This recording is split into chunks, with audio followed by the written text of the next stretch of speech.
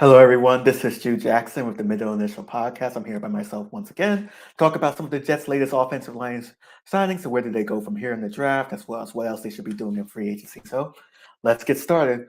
First, the marquee signing in Tyron Smith. I want to say Joe Douglas must be a freaky boy. He's up late at night, texting you up to agents, texting come over, all this stuff, because most of the Jets' best signings have been late at night. So the Jets got Tyron Smith from Dallas Cowboys. Left tackle, premier left tackle, 1 year, $20 million deal.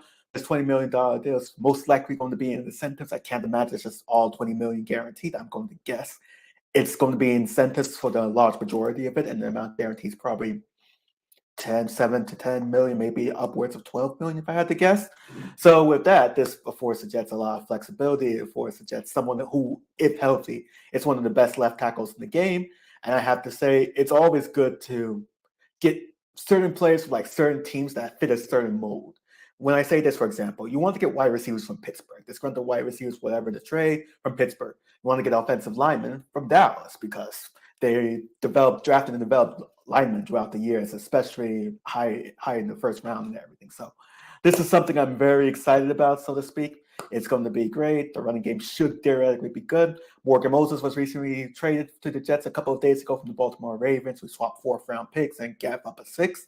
So that's decent compensation. We got a player back that's familiar with the team, familiar with the coaching staff. Well, not the offensive coaching staff, so to speak, but familiar overall with the Jets culture, so to speak. So we'll see how that goes with that. I personally am excited for these offensive linemen to come in. I think it's starting to solidify itself into, at the very baseline and average unit. You, of course, want to have depth and everything, but here's the thing. I think during this draft, if I had to guess, the Jets should focus a little bit more on offensive line throughout the draft.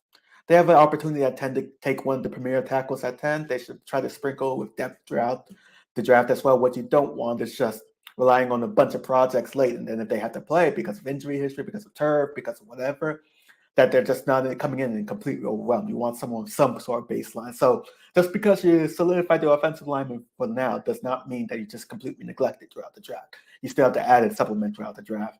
I will also say that some hot takes I've seen is maybe the Jets trade up for Marvin Harrison Jr. That would be quite a surprise, but they might have the ammo for it. I think if they find a way to recoup their second-round pick somehow, they could theoretically have the ammo for it. The Jets could theoretically also take Brock Bowers at number 10. That tight end at 10 is decently high, but if he's as talented as many people say he is, then that's an excellent security blanket for Rodgers, Tyron, whomever's going to be the quarterback after they're both gone. So that's another move for the future they could do.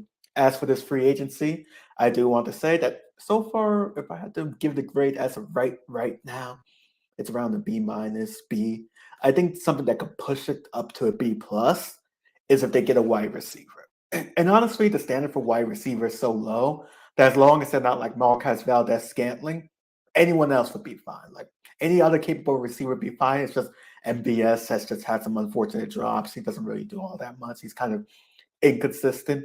But anyone else would be fine because they would be an upgrade on what was opposite Garrett this last year or so. So that's something to consider. But if they do that, then they probably rise it up to a B, B plus. And if they somehow make a marquee trade for like say T. Higgins or somehow, some way Justin Jefferson, this easily goes up into A. And this is Joe Douglas really putting all of his cards on the table, so to speak. So yeah, so far this free agency had its ups and downs. It's been a pretty interesting free agency to follow on Twitter and everything. It's had its ups and downs, but overall I would say it's been solid. At the very worst, a C if you're not generous, and at the very highest a B, B plus as of right now. So we'll see what happens. Look forward to the podcast on Sunday with Case, Kev, myself, of course. We have the Jude Screws, we have all this fun stuff. And until then, stay inspired by 69. Take it easy, everyone.